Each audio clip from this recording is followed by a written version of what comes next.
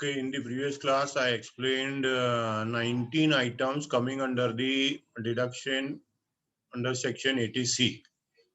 19 items I explained in the previous class. Today, I am going to explain the remaining items coming under 80C. Okay. Uh, Next, 20th item is subscription to bonds of National Bank for Agriculture and Rural Development. If you purchased or invested amount in the bonds of National Bank for Agriculture and Rural Development. Okay, if you subscribed means purchased National Bank for Agriculture and Rural Development bonds, then that amount is eligible for deduction under section 80C. Next is deposit under senior citizen savings scheme. Suppose the assessee is a senior citizen or amount invested for the senior citizens he is eligible for deduction under section 80C. Deduction under section 80C. 80C. But there is a restriction. The minimum amount invested should be rupees 1000 and maximum rupees 15 lakh. 15 lakh. Okay, minimum you have to invest 1000 rupees. Maximum limit is 15 lakh. And if it is withdrawn before expiry of 5 years from the date of deposit, the amount so withdrawn is treated as income including interest thereon. That means you have to invest the amount under senior citizen scheme rule for more than 5 years or 5 years, 5 years or more than 5 years. If you withdraw that amount before 5 years, on the date of withdrawal, you have to pay tax on that withdrawal amount along with interest. Interest and amount withdrawn is liable for tax. Is liable for tax on in that assessment year. For example, if for the purpose of saving tax, if you invested in the amount in this year and withdrawn in the next year, if you withdraw that amount in the next year, if you withdraw that amount in the next year, you have to pay tax on the amount withdrawn along with interest.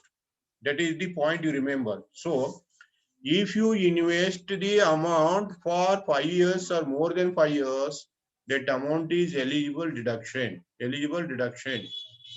This is the point you remember. Okay. The next is 22 numbers. 22 item is deposit under post office time deposit rules. Time deposit means fixed deposit. Post office FD.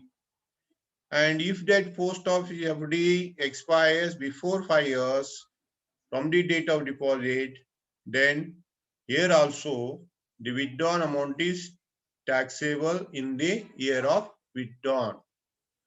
Okay, so this deposit also 5 years or more than 5 years. If the amount deposited is for 5 years or more than 5 years, that is exempted from tax. If it is withdrawn before 5 years, then you have to pay tax on that. This is the 22. 21, 22 are same. 5 years period, minimum 5 years period. Okay. Then next is National Bank for National Housing Bank. Suvrddhi. This is the central government scheme. If you deposited amount in the National Housing Bank term deposit scheme is eligible deduction. Okay, it is eligible deduction and maximum amount in this scheme is rupees 1 lakh. Maximum amount invested should be rupees 1 lakh, not more than 1 lakh. And the investment should be made for minimum 5 years. 5 years period here also fixed. 5 years period. If you invested amount in the National Housing Bank for 5 years or more than 5 years, maximum rupees 1 lakh is eligible deduction, eligible for deduction. This is the 23rd. And 24th is Sukanya Samriddhi scheme. Sukanya Samriddhi scheme, this is also central government scheme. This is also central government scheme. The sum should be deposited by an individual. The sum means the amount is to be deposited by individual. This is for only individuals. And that the deposit is in the name of individual himself or herself. You deposit that amount in the name of assessee himself or assessee himself. The assessee may be male or female. This is the first point. And that amount is deposited any girl child of the individual. That amount is deposited in the name of girl child for the purpose of girl child or for any girl child for whom the individual is the legal guardian, or you deposit any amount for your own daughter, or you deposit for a girl child for whom you are the legal guardian. If you are the legal guardian, you deposit in the name of that girl. That amount is eligible. First is, this is for only individual. And that amount may be deposited in the name of individual himself or in the name of girl child or the girl child for whom he is a guardian, legal guardian. This is the third point. Okay. Remember this. These are the 24 points we cover in ATC. Okay. The total 24 items, the total of the 24 items, if you take that total amount, or 1,50,000, 1,50,000, whichever is less is the eligible deduction. Remember this. I explained 24 points. As per 24 points, if you take the eligible amounts, and thereafter you take the total of the points, total amount. If the total amount is more than 1,50,000, then 1,50,000 is eligible deduction. In simple word, I am going to say the total qualify amount or 1,50,000, whichever is less is eligible deduction. Eligible deduction according to this section 80C. 24 points you remember. And for whom there is a restriction, you remember those restrictions also. Okay. The next deduction is deduction under section 80CCC. 80C is the first deduction. Under that there are 24 points you have to remember. And next deduction is under section 80CCC. 80CCC is the second deduction. And deduction in respect of contribution to certain pension funds. If you made the contribution to pension fund scheme, the deduction is allowed to only to an individual. This deduction is only for individual, not for HUF and not for joint stock company, partnership firm, and so on. It is only for individual. This deduction is only for individual who has in the previous year paid or deposited certain amount out of the taxable income. He deposited out of taxable income to effect or to keep in force a contract for any annuity plan of LIC for the purpose of continuation, of the previous policy or new policy made in this year,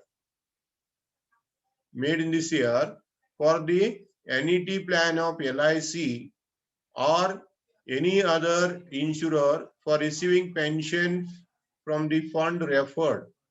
for the purpose of receiving pension,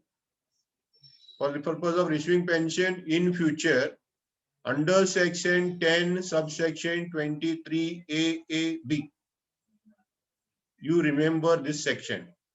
If any amount deposited as per this section, that comes under 80CCC. ಇದು ಒಂದು section ನೆನ್ಪಿಟ್ಕೊ, rule ಏನು ನೆನ್ಪಿಟ್ಕೋಬೇಡ. ಅಲ್ಲಿ bracket ನಾಗ ಕೊಟ್ಟಿರ್ತಾವ. Bracket ನಾಗ ಏನ್ ಕೊಟ್ಟಿರ್ತಾವ ಅಂದ್ರೆ under section 10 subsection 23A(b) ಅಂತ ಕೊಡ್ತಾವ. If in the investment, if this section is mentioned, if in your problem this section is mentioned, you take that amount under section 80CCC. Always they express the section 10 subsection 23A(b). If the section is mentioned, then that item comes under 80CCC. And for this also there is 1,50,000 maximum limit. The actual amount contributed or rupees 1,50,000, whichever is less is eligible for deduction. Remember this. For ATC, 1,50,000 limit is there, no doubt. Remember this. For ATC, 1,50,000 limit is there. For ATC CCC, also 1,50,000 limit is there. 1,50,000 limit is there. Okay. 1,50,000 rupees limit is there. Then qualify amount is, for this is also 1,50,000 or actual amount invested, whichever is less. Clear? I explained already. Then deduction under section 80CCC, calculate the amount of deduction available 80CCC to an individual in the following case. One example is given here. Suppose an individual invested 80,000 rupees, what is the amount of deduction? If an individual invested 1,50,000, what is the deduction? If an individual invested 1,80,000 rupees, what is the deduction? One example, simple example, I am going to explain. Calculate the amount of deduction under section 80CCC to an individual in the following cases. If he contributed to pension scheme, pension cum family pension scheme of LIC of India. Suppose he invested 80,000 in the current year. 80,000 in the current year, then this 80,000 or 1,50,000, whichever is less is eligible deduction. If he invested 80,000, full 80,000 is eligible deduction. Remember this. You deduct 80,000. Second question, 1,50,000 invested. Maximum limit is 1,50,000. Amount invested is also 1,50,000. Both are equal. So 1,50,000 is allowable deduction. If he invested 1,80,000, what happens? If he invested 1,80,000 in the family pension scheme, out of 1,80,000, 1,50,000 is allowable deduction, not 1,80,000. So remember this point. 1,50,000 or actual investment, whichever is less is allowable deduction. Therefore, 1,80,000 is the amount deposited or contributed, and 1,50,000 is the maximum limit. Therefore, 1,50,000 is only allowable deduction. This is the point you remember. So in case number 1, 1,80,000, all amount is allowable. In case of second case, 1,50,000 is deduction, allowable deduction. In third case, 1,50,000 is deduction, not 1,80,000. 1,80,000. This is the point you remember. Next is deduction in respect of contribution to a notified pension scheme, NPS scheme. It is simply called as NPS scheme under section 80CCD. This is the third deduction. First is ATC, second is 80CCC, third is 80CCD. 80CCD is deduction in respect of contribution to a notified pension scheme NPS under section 80CC. According to this, every person entering into government service has to contribute. According to this point, government service, every person entering into a government service has to contribute. Mandatorily 10% of his salary towards NPS. Okay, 10% of salary. Even self-employed also contribute. Self-employed person can also join this scheme. Okay. Then, for the purpose of tax treatment, this section is subdivided into 3. Remember this. For the tax purpose, we divide this section into 3 parts. That is 3 categories. First is employees' contribution to NPS. Employee contribution to NPS. Section 80CC D1. According to this, the amount deductible under section this is actual amount deposited by the employee or 10% of his salary, whichever is less is allowable deduction. This is the point you remember. 10% of salary or actual contribution made, whichever is less is the allowable deduction according to this section. 80CC D1. Remember this note, meaning of salary includes salary plus DA. If DA is taken into retirement benefit, DA is eligible for retirement benefit, you take DA, otherwise you take basic salary only. Okay, this is the point you remember.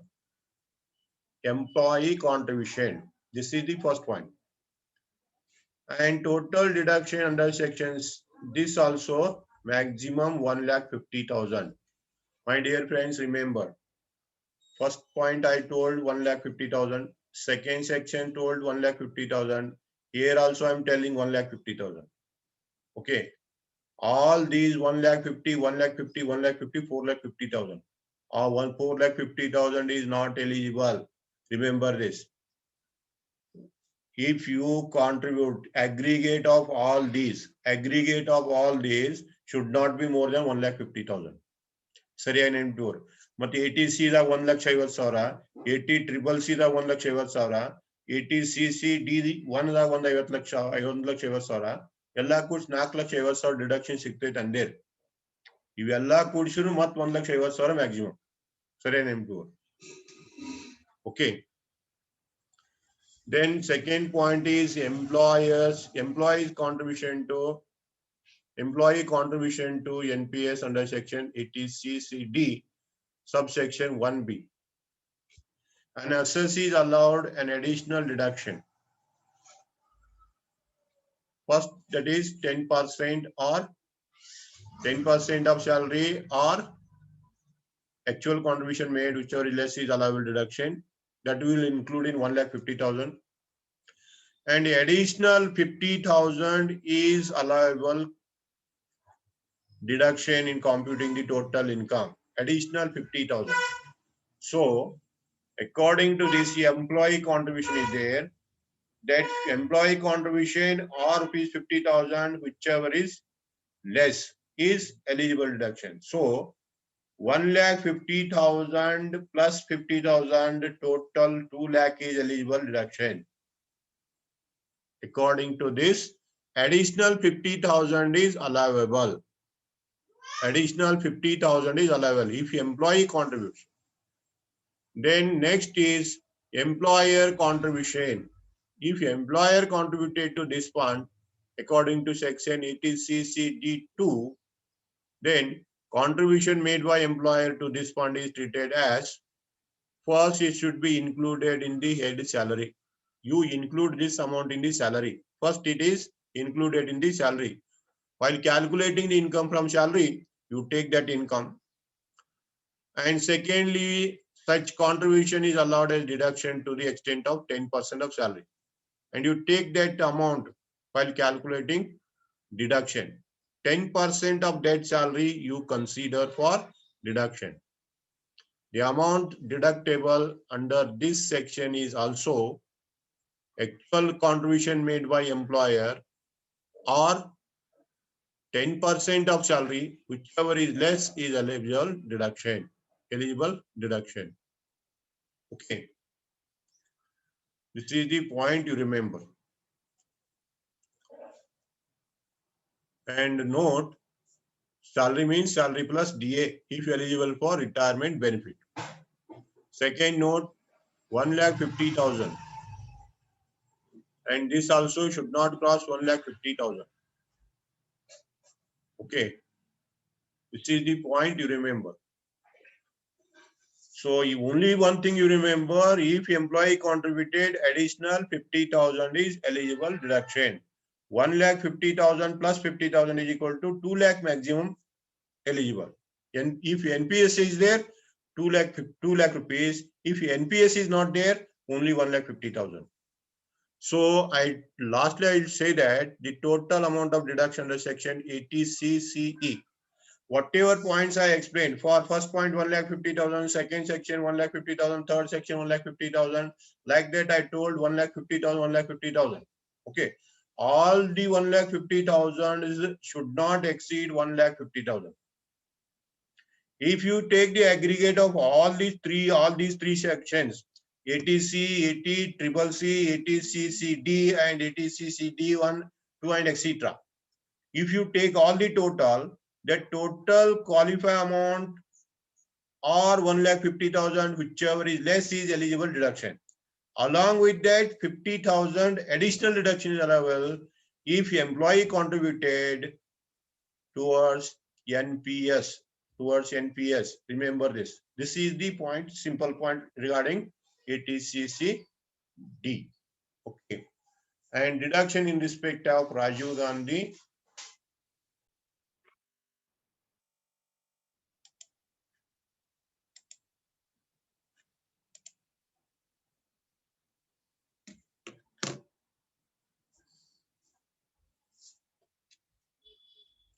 Next deduction regarding Rajiv Gandhi Equity Savings Scheme, ATCCG. This is the point you remember. Deduction is allowable to resident individual only, subject to the following conditions. First condition is the gross total income should not exceed 12 lakh. If your gross total income is 12 lakh or less than 12 lakh, it is eligible. And investment should be in listed shares in notified scheme. Whatever income tax department notified, in the notified scheme, you deposit in the listed shares. And third point is the investment is locked for a period of 3 years, not less than 3 years. Okay, that means investment is made for 3 years or more than 3 years. Then amount allowable deduction is 50% of the amount invested or maximum 25,000. Maximum 50,000. 25,000 or 50% of investment, whichever is less. Whichever is less is eligible deduction. This is regarding ATCCG. Okay. Next is deduction in respect of medical insurance premium. Medical insurance premium under section 80D. Section 80D deals with medical insurance premium. Medical insurance premium means the insurance policy taken for the purpose of medical treatment. So features of this deduction are, it is allowed to individual. It is allowed to individual and HUF. The payment of premium should be made by check. Remember the second point, it is very important. The payment of premium should be made by check. Then third is Premium should made on own life. Premium should be paid on own life of the individual or on the help of wife or husband, parents, children dependent on him or her under the approved scheme. That is called as Mediclaim policy. If you purchase Mediclaim policy in the name of assessee or relatives of assessee, relatives means wife, husband, parents, children. Remember this. Wife for the husband or husband to the wife. Spouse you consider. Okay. Parents, your parents, assessee parents or children of the assessee are covered under this policy. So Mediclaim policy must be purchased and premium should be paid in the form of check, not in the form of cash. And for Hindu undivided family, it is eligible for the members of the family. If the policy is taken on the life of members of the family, it is eligible. Fourth point. Then what is the qualify amount? The qualify amount is maximum 25,000 or actual premium paid, whichever is less. Actual premium paid or maximum 25,000, whichever is less is eligible deduction. If the assessee or spouse has spouse or dependent parents or members of the HUF is a senior citizen. Remember this point also. If it covers the senior citizens and the maximum deduction will be 30,000. If the policy is on the life of senior citizen, if the policy is on life of senior citizen, instead of 25,000, 30,000 is the maximum deduction. Mediclaim policy. Okay, this is the point you remember. 80D. Then come to the next point. Deduction under section 80DD. 80DD. What are the deduction under section 80DD? Deduction in respect of maintenance, including medical treatment of a dependent who is a person with disability. This is the point you remember. This deduction is allowable in respect of maintenance and medical treatment of dependent who is a person with disability. The person must be disabled person. Disabled. He may be mentally disabled or physically disabled. Mentally or physically disabled person, and you spent amount on the maintenance of that person or medical treatment of that person, then that amount is eligible. You see here, where a resident assessee being an individual or a HUF, assessee is a individual or HUF, during the previous year, any expenditure incurred for the medical treatment of the assessee, including nursing training, rehabilitation of the dependent being a person with disability, or paid or deposit amount under the scheme or a scheme framed by the Life Insurance Corporation of India or any other insurer or administrator or specified companies approved by the board. You spend amount for treatment on maintenance or you deposit for the safeguard of that dependent is eligible. Then the qualified amount is 75,000. Qualified deduction is 75,000. Where the dependent is a person with severe disability, with a severe disability, the amount of deduction is 1,25,000 instead of 75,000. 75,000 deduction is for normal disability. For normal disability, 75,000. If the disability is severe disability, then deduction allowable is 1,25,000 rupees. 1,25,000 rupees. This is the point you remember. Then regarding this, you note point you remember. Dependent means spouse, husband to wife or wife to husband, children, parent, brothers, sisters. All these points covered under the dependent. Remember this. In case of individual, and in case of HUF, members of the family, joint Hindu family.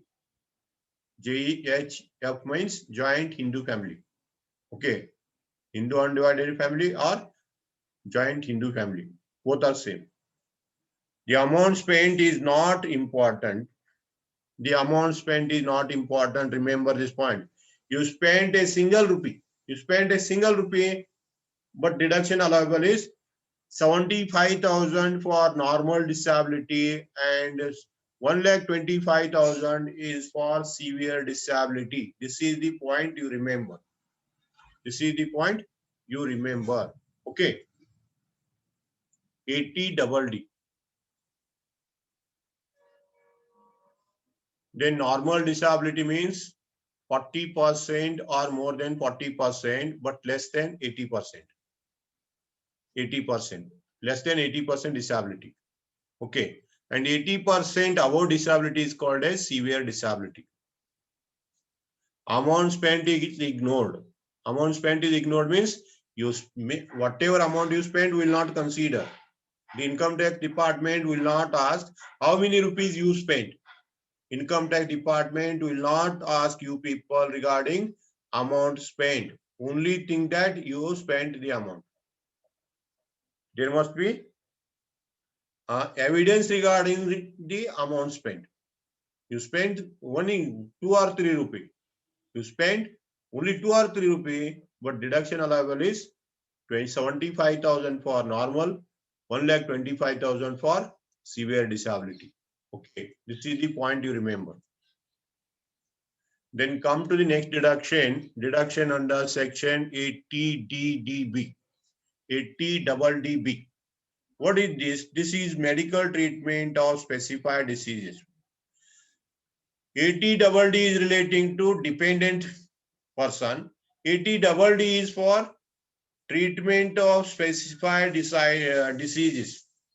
Medical treatment of specified diseases comes under 80DD, where a resident assessee has actually paid or amount for the medical treatment of the specified diseases in the previous year. Specified diseases means these are the specific diseases specified by the income tax department. Specified by the income tax department. On those diseases, if you spend amount, for example, asthma may be there, or tuberculosis may be there, or the AIDS may be there. Like that, some diseases are specified by the income tax department. If you spend for the medical treatment of those diseases, that amount is eligible deduction. Okay, this is for HUF and individual. Okay, this is for HUF and individual. So amount eligible deduction is 40,000. Actual amount spent or rupees 40,000, whichever is less, is the deduction. Remember this point, it is very important. If you spend more than 40,000, only 40,000 is deduction. Actual amount spent or rupees 40,000, whichever is less, is eligible deduction. If such amount actually paid in respect of the deceased or his dependent or the member of HUF and who is a senior citizen, if the treatment is made on senior citizen, then instead of 40,000, 80,000 is the maximum limit. 80,000 is the maximum limit. And remember, dependent means here the spouse, children, parent, brothers, sisters, all comes under this head. Okay, all comes under this head. This is regarding medical treatment of specified diseases, tuberculosis, and some more diseases. Income tax department explained regarding that. Okay, next deduction is deduction for interest on loan taken for higher education. If loan is taken for higher education, the deduction is allowed. For the assessee, any amount paid by him out of his taxable income by way of interest on loan taken for higher education to the approved financial institutions or charitable institutions for pursuing his higher education, for pursuing his higher education or for higher education of his relatives, that is spouse or children, spouse or children. Okay, the deduction of such a interest allowed in respect of the initial assessment year and 7 assessment years immediately succeeding the initial assessment year or until the said interest is paid, until the said interest is paid by the assessee in full or whichever is earlier, that is nothing but whenever you start to repay the interest from the starting year and 7 years, means total 8 years. Total 8 years you are permitted. Starting year of interest you paid. Second year, third year, fourth year, and 7 years. Succeeding means next 7 years. Total 8 years maximum time will be given to you people. For 8 years you can deduct that interest. Interest is allowable deduction, not more than 8 years. Okay. Higher education means full-time study. Full-time studies for graduation, post-graduation, engineering course, medical course, management courses, and so on. Not PUC or SSLC. Remember this point. This is regarding interest on loan taken for higher education. Okay. Next point is deduction under section 80G. This is the very important one. I will take this one in the next class. Okay.